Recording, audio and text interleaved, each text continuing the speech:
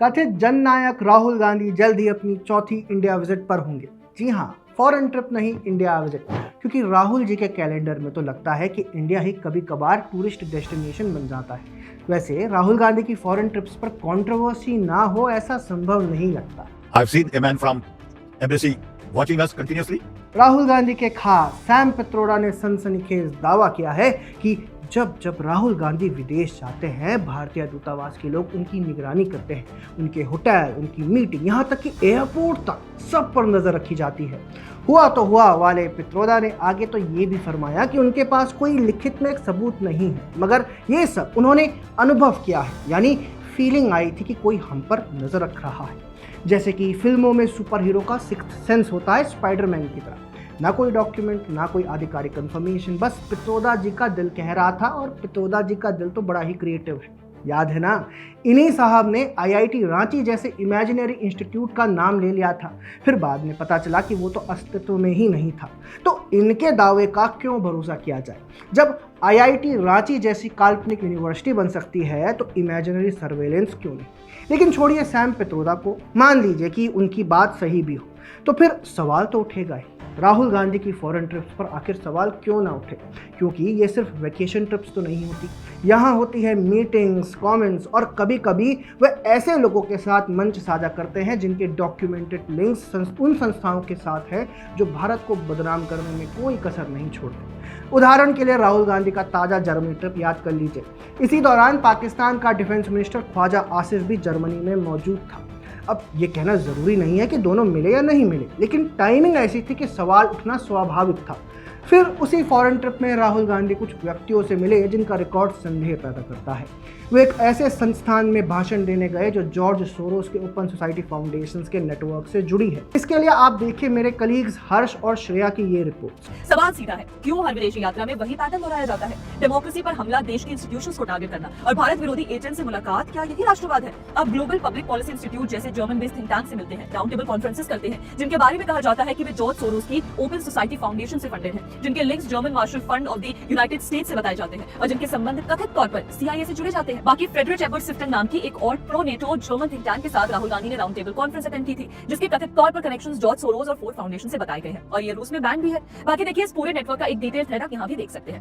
राहुल गांधी का ये Germany tour 15 से 20 दिसंबर के बीच बर्लिन और म्यूनिख तक सीमित बताया गया था। बाहर से कहा गया कि ये दौरा जर्मन मिनिस्टर से मिलने और इंडियन डायस्पोरा से बातचीत के लिए था।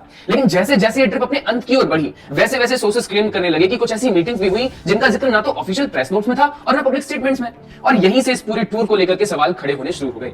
अब कोई कहेगा कि फॉरेन टूर कोई गुनाह थोड़ी ना है, बिल्कुल नहीं। लेकिन असली सवाल ये नहीं है कि राहुल गांधी गए क्यों। सवाल ये है कि वहां जाकर के वो किन लोगों से मिले, किस इकोसिस्टम में बैठे और उस इकोसिस्टम का भारत के खिलाफ ट्रैक रिकॉर्ड क्या रहा है। अब जरा क्रोनोलॉजी का डिटेल थ्रेड देखिए, जिसमें दावा किया गया है कि इस जर्मनी विजिट के दौरान राहुल गांधी ने कई ऐसे पॉलिसी एक्सपर्ट्स और थिंक टैंक से बातचीत की जिनका रिकॉर्ड भारत सरकार की नीतियों के खिलाफ क्रिटिकल नैरेटिव्स लाने का रहा है। रिपोर्ट्स के मुताबिक जिन लोगों से बातचीत बताई जा रही है उनमें से कई पहले या प्रेजेंट में ओपन सोसाइटी फाउंडेशन ओएसएफ से जुड़े इंस्टीट्यूशन का हिस्सा रहे हैं। राहुल गांधी की मीटिंग्स में सबसे पहला नाम आता है डॉक्टर डनीला श्वार्जर का। ये कोई रैंडम एकेडमिक नहीं है। रिपोर्ट से कि डॉक्टर श्वार्जर 2021 से 2023 तक ओपन सोसाइटी फाउंडेशन ओएसएफ की यूरोप और यूरेशिया के लिए एग्जीक्यूटिव डायरेक्टर रह चुकी हैं। वही ओपन सोसाइटी फाउंडेशन जिसे जॉर्ज सोरोस चलाते हैं, वही सोरोस जिन्होंने खुले मन से भारत सरकार और खासतौर पर प्रधानमंत्री मोदी को लगातार टारगेट किया है। अब आते हैं दूसरे नाम पर, डॉक्टर थॉर्स्टन बैनर। ये ग्लोबल पब्लिक पॉलिसी इंस्टीट्यूट यानी जीपीपीआई के हेड है। रिपोर्ट से कि जीपीपीआई को 2014 से लेकर के 2021 तक लगातार ओएसएफ से फंडिंग मिलती रही है। ये कोई हिडन फंडिंग नहीं थी। जीपीपीआई की वेबसाइट और डिस्क्लोजर्स में इसका जिक्र मिलता है। लेकिन असली सवाल फंडिंग से ज्यादा नैरेटिव का है। 2019 में पुलवामा अटैक के बाद जब भारत ने स्ट्रॉन्ग रिस्पांस दिया, जीपीपीआई की पब्लिकेशन ने उसे पॉलिटिसाइज्ड रिस्पांस कहा। बाद में कश्मीर को लेकर भी जीपीपीआई ने आर्टिकल्स लिखे जिसमें गवर्नमेंट की सिक्योरिटी अप्रोच पर सवाल उठाए गए। तीसरा नाम और भी ज्यादा सोचने पर मजबूर कर देता है और वो है डॉक्टर मनीषा र्यूटर का, जो European Council on Foreign Relations ECFR से जुड़ी है। रिपोर्ट से कि ईसीएफआर को जिन 3 एंटाइटीज से फंडिंग मिलती है उन्हें भारत की मिनिस्ट्री ऑफ होम अफेयर्स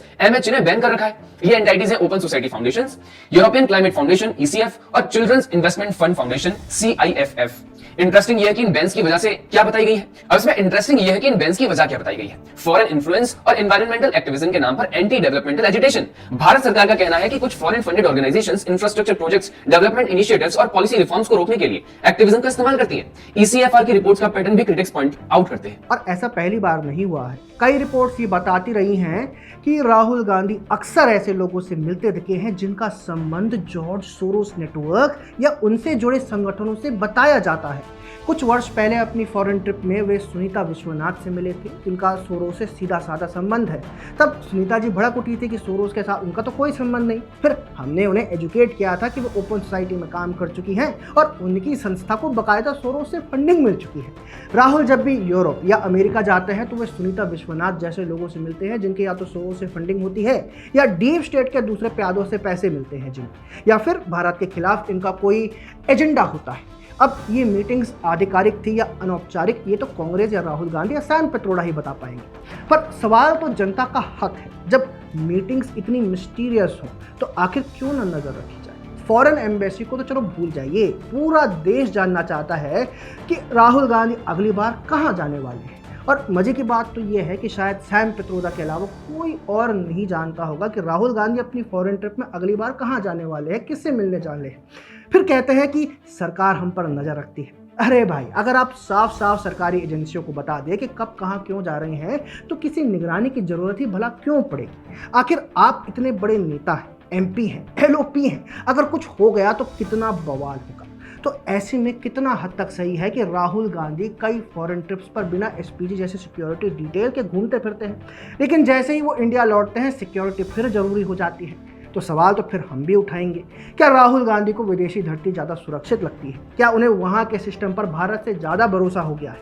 या फिर विदेश में चलने वाली मीटिंग्स इतनी निजी होती हैं कि वहाँ सिक्योरिटी उतनी पास नहीं रहनी चाहिए? क्योंकि ये भी तो सच है कि पब्लिक लीडर की सुरक्षा पब्लिक रिस्पॉन्सिबिलिटी होती है, और जब नेता देश का हो तो देश को तो पता होना चाहिए ना कि वो कहाँ है, किससे मिल रहा है और किस मकसद से मिल रहा है। और हाँ, नज़र सिर्फ फॉरेन ट्रिप्स पर ही नहीं, देश के अंदर कहाँ जाते हैं ये भी तो उतना ही ज़रूरी है। याद है उनका लद्दाख बाई ट्रिप 2023 में अपने विदेशी मित्रों को वो इतने सेंसिटिव एरिया में ले आए, फिर 2 साल बाद हमें पता चला कि उनमें से एक शाकिर मोहम्मद मिराली के प्रो चाइना और प्रो पाकिस्तानी लिंक्स थे, और तब से ही लद्दाख का माहौल खराब होता गया, जिसका परिणाम ये हुआ कि फुनसुक वांगडू अभी भी जेल में है। बाकी सैम पित्रोदा के बयान पर आपको कितना यकीन है, कमेंट्स में हमें ज़रूर बताएं।